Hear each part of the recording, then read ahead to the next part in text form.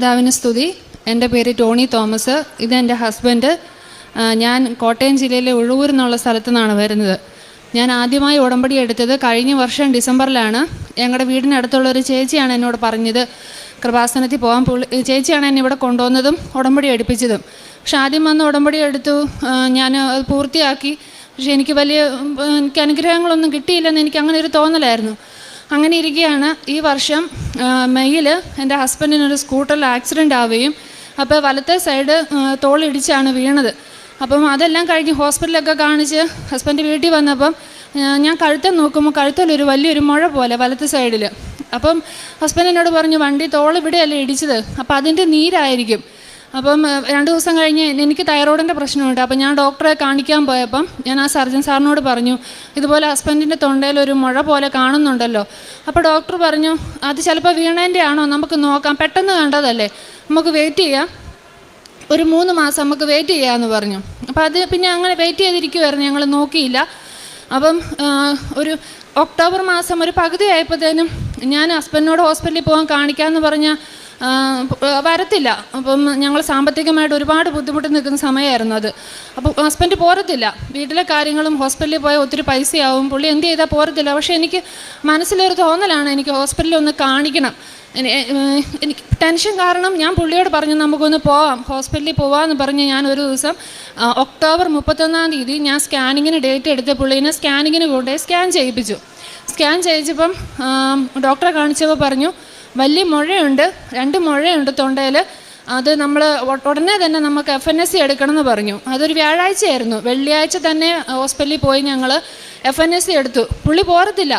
അപ്പം ഞങ്ങളുടെ കസിന് അവരൊക്കെ നിർബന്ധത്തിന് വഴങ്ങി പുള്ളി പോന്നു. FNSC എടുത്തു. വൈകുന്നേരം റിസൾട്ട് വന്നു.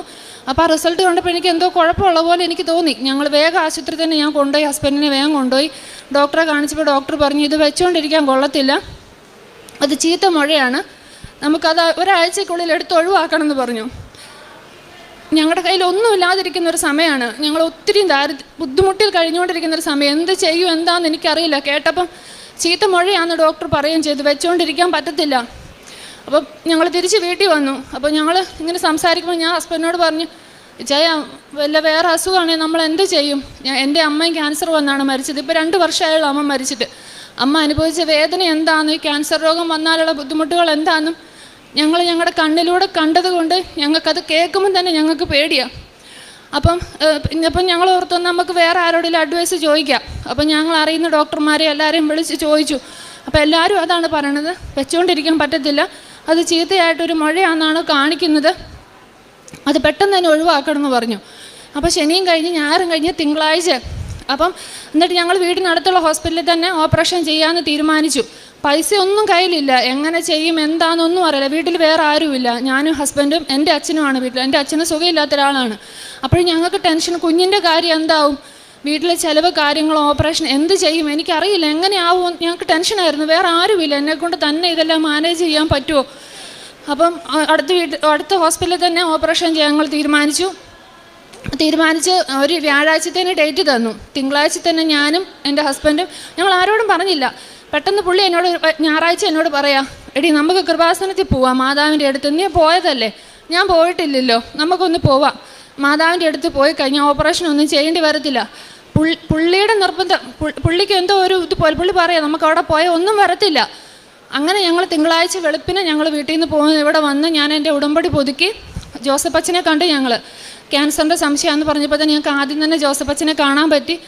അച്ഛൻ വന്ന് തലയ്ക്ക് കൈ പിടിച്ച് അപ്പോൾ സിജോട് പറഞ്ഞു, ഓപ്പറേഷൻ ചെയ്യണം, മാറിക്കോളൂ എന്ന് പറഞ്ഞു. അപ്പോഴാണ് സിജോ ഓപ്പറേഷന് പോലും സമ്മതിക്കുന്നത്. ചൊവ്വാഴ്ച വന്ന് അഡ്മിറ്റ് ആവണം, ബുധനാഴ്ച ഓപ്പറേഷൻ ചെയ്യണമെന്ന് പറഞ്ഞു. എവിടുന്ന പൈസ എന്താണെന്നൊന്നും അറിയില്ല. പിറ്റേ ദിവസം തന്നെ ചൊവ്വാഴ്ച രാവിലെ അഡ്മിറ്റ് ആവാൻ ഞങ്ങൾ പോകുന്നതിന് മുമ്പ് തന്നെ ഞാൻ സിജോനെ പള്ളിയിൽ പോയി കുമ്പസാരിച്ച് കുർബാന സ്വീകരിപ്പിച്ച് ഒരുക്കത്തോടു കൂടി തന്നെ ഞാൻ സിജോനെ ഓപ്പറേഷന് വിട്ടു. ഞങ്ങൾ ചൊവ്വാഴ്ച അഡ്മിറ്റായി. അപ്പം മാതാവ് എനിക്ക് പൈസ തന്ന് അനുഗ്രഹിച്ച് തന്നെ. ഞങ്ങൾ അഡ്മിഷൻ്റെ സമയത്ത് ഞങ്ങൾക്ക് പൈസ കെട്ടണമായിരുന്നു. ഒന്നുമില്ലാണ്ടാണ് ഞങ്ങൾ പോകുന്നത്. ഞങ്ങൾ മാതാവിൻ്റെ അനുഗ്രഹം കൊണ്ട് എനിക്ക് അവിടെ പൈസ കിട്ടി. ഞങ്ങൾ ഓപ്പറേഷന് പോയി അഡ്മിറ്റായി. ബുധനാഴ്ച ഓപ്പറേഷന് കയറ്റി 2 മണിയായപ്പം ഓപ്പറേഷൻ കുറച്ച് സമയം കൂടുതലെടുത്തു. ഉള്ളിലോട്ട് വലിയ മുഴയായിരുന്നു.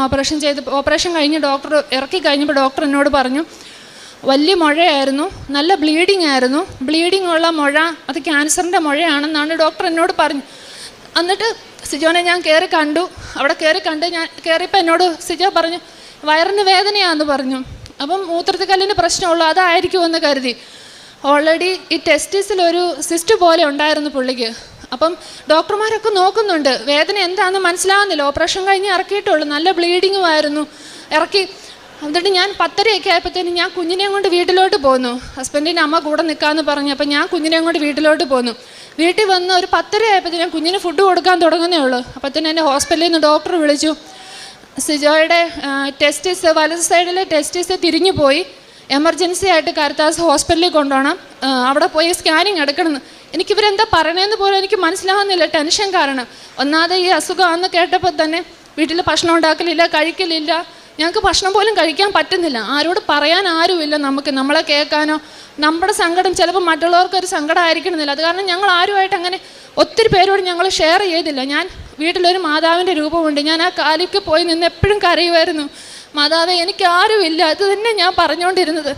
എന്നിട്ട് ഹോസ്പിറ്റലിൽ നിന്ന് വിളിച്ചു. ഞാനപ്പം കുഞ്ഞിനെ എടുത്ത് വാരിയെടുത്ത് ഞാൻ വേഗം ഹോസ്പിറ്റലിലോട്ട് ഓടിച്ചെന്നു. അപ്പോഴത്തേനും മാതാവിൻ്റെ അനുഗ്രഹം ഞാൻ അവിടെ കാണുകയാണ്.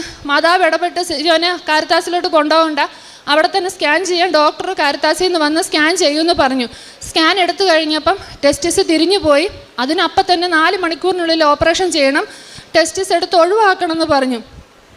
എനിക്ക് മനസ്സിലാവുന്നില്ല എന്താണ് ഇവർ അപ്പോഴും ഞാൻ മാതാവിനോട് പറഞ്ഞു, മാതാവേ എനിക്കറിയില്ല, ബൈബിൾ വാക്യങ്ങളൊന്നും പറയാനൊന്നും അറിയില്ല, ക്രിസ്ത്യാനിയാണ് എന്നാലും അറിയില്ല. ഞാനപ്പോഴും കഴിയുമെങ്കിൽ പാനപാത്രം എന്നിൽ നിന്ന് മാറ്റിക്കളയോ മാതാവേ എന്ന് ഞാൻ ചോദിച്ചു. എന്നിട്ട് അവർ പറഞ്ഞു ഓപ്പറേഷൻ. അപ്പം ഞാൻ അവിടെ നിന്ന് കരയണ കാരണം എന്നെയും കുഞ്ഞിനെയും കൂടെ അവിടെ ഉണ്ടായിരുന്ന ഒരു റൂമിലോട്ട് വിട്ടു. അപ്പോൾ അങ്കിളുമാർ ഒപ്പിട്ട് കൊടുത്തു. അപ്പോൾ അവരോട് പറഞ്ഞു ടെസ്റ്റിസ് എടുത്ത് ഒഴിവാക്കണം. അപ്പോൾ എനിക്ക് മനസ്സിലാവുന്നില്ല, ഇനിയിപ്പോൾ പുള്ളി പുറത്തൊക്കെ ജോലി ചെയ്യാൻ പോകുമ്പോൾ അതൊക്കെ ഒഴിവാക്കി കഴിഞ്ഞാൽ പിന്നെ എനിക്കറിയില്ല, അതിനെക്കുറിച്ചൊന്നും എനിക്കറിയില്ല. ഞാൻ അങ്ങനെയൊക്കെ ചിന്തിച്ചു. അപ്പോൾ ഓപ്പറേഷന് കയറ്റി, രാത്രിയിൽ 1 മണിക്ക് തന്നെ ഓപ്പറേഷന് കയറ്റി. ഓപ്പറേഷൻ കഴിഞ്ഞ് ഇറക്കി. അപ്പോഴാണ് ഞാൻ അറിയുന്നത്, ഓപ്പൺ ചെയ്ത് കഴിഞ്ഞപ്പോൾ ആ തിരിഞ്ഞു പോയ ടെസ്റ്റിസിന് റിപ്പയർ ചെയ്യാൻ പറ്റി, അത് ഒഴിവാക്കേണ്ടി വന്നില്ല.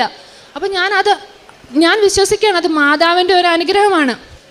ഓപ്പറേഷൻ അങ്ങനെ അതെല്ലാം കഴിഞ്ഞു. സിജോയ്ക്ക് കുഴപ്പമൊന്നുമില്ലാണ്ട് റൂമിലോട്ട് മാറ്റി.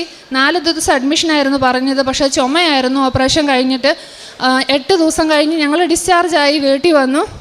ഞാനപ്പോഴും പ്രതിഷ്ഠീകരണ പ്രാർത്ഥനകൾ ഇരുന്ന് പ്രാർത്ഥിക്കാൻ ഒരു സമയം എനിക്കില്ല. കുഞ്ഞുണ്ട്, വീട്ടിലെ പണികൾ, ഹോസ്പിറ്റലിൽ പോകണം, ഹസ്ബൻഡിൻ്റെ കൂടെ പകൽ നിൽക്കണം, അച്ഛൻ വീട്ടിലുണ്ട്, ഫുഡ് ഉണ്ടാക്കി കൊടുക്കണം, എല്ലാ കാര്യങ്ങളും ഇവിടെ ഇരുന്ന് പ്രാർത്ഥിക്കാൻ സമയമില്ല. അപ്പോൾ എപ്പോഴും ഞാൻ ഫോണിൽ ഇങ്ങനെ നോക്കിയപ്പോഴാണ് ഞാനൊരു പ്രാർത്ഥന കണ്ടത്, കൃപാസനത്തിലെ അമ്മേ പരിശുദ്ധമേ ദേവമാതാവേ എന്നെ അങ്ങയുടെ പ്രതിഷ്ഠീകരണത്തിൻ്റെ സാക്ഷിയാക്കണമേന്ന്. അത് ഞാൻ എപ്പോഴും പണികളെടുക്കുമ്പോഴും കുഞ്ഞിനെ നോക്കുമ്പോഴും എപ്പോഴും ഞാൻ പറഞ്ഞുകൊണ്ടിരുന്നു, അമ്മേ മാതാവേ. അത് ഞാൻ എപ്പോഴും പ്രാർത്ഥിച്ചുകൊണ്ടിരുന്നു. അങ്ങനെ ഞങ്ങൾ ഡിസ്ചാർജായി വന്നു. 10 ദിവസം കഴിഞ്ഞ് അഡ്മിറ്റ് ആവാൻ 10 ദിവസം കഴിഞ്ഞ് ബയോപ്സിയുടെ റിസൾട്ട് വരുമെന്ന് പറഞ്ഞ് ഡോക്ടർ വിട്ടു. ആ 10 ദിവസം നീറിയാണ് വീട്ടിൽ കഴിഞ്ഞത്. ഞാൻ എന്നും രാവിലെ എഴുന്നേറ്റിരുന്ന് കരഞ്ഞ് പ്രാർത്ഥിക്കും. മാതാവിനോട് ഇത് മാത്രം ഞാൻ ചോദിച്ചുള്ളൂ.